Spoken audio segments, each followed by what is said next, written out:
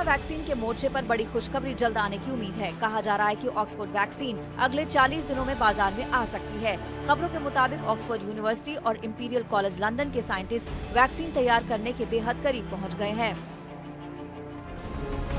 इस खबर ने कोरोना काल में डूबती अर्थव्यवस्था और नौकरियों के जाने की रफ्तार कम करने का भरोसा दिया है, लेकिन वैक्सीन आने के बावजूद दो बड़ी चुनौतियों का सामना करना पड़ सकता है। पहली मुश्किल तो ये है कि वैज्ञानिकों का दावा है कि हो सकता है पहली वैक्सीन उतनी असरदार साबित न हो जितनी इसकी उम्मीद लगाई जा रही है। वैज्ञानिकों का कहना है कि हम अब भी नहीं जानते कि किस तरीके से इम्यून रिस्पॉन्स हमारे शरीर की सुरक्षा के लिए जरूरी होगी।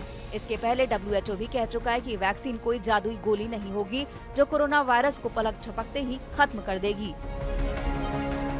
दरअसल दुनिया भर में इस समय 30 से ज्यादा वैक्सीन क्लिनिकल ट्रायल के दौर में है। रूस और चीन ने वैक्सीन के क्लिनिकल ट्रायल के बिना ही मंजूरी दे दी है।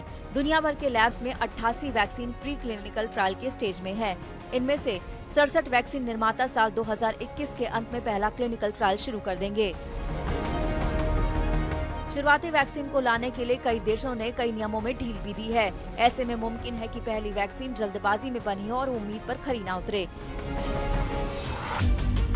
इसके बाद अगली चुनौती वैक्सीन के प्रोडक्शन की होगी। इस चुनौती से पार पाने में मदद करेगी भारत की सिटी ऑफ वैक्सीन यानी हैदराबाद की जिनोमो वैली।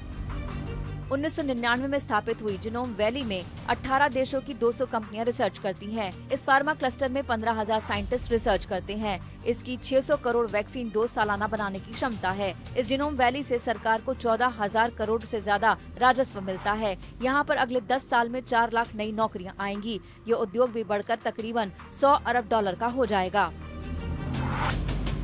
यानी दुनिया की आधी आबादी को वैक्सीन देने की जिम्मेदारी जिनोम वैली के कंधों पर है। अब देखना यही होगा कि किस तरीके से और कब ये वैक्सीन आती है जिससे जान और जहान दोनों को बचाने में कामयाबी मिल सके।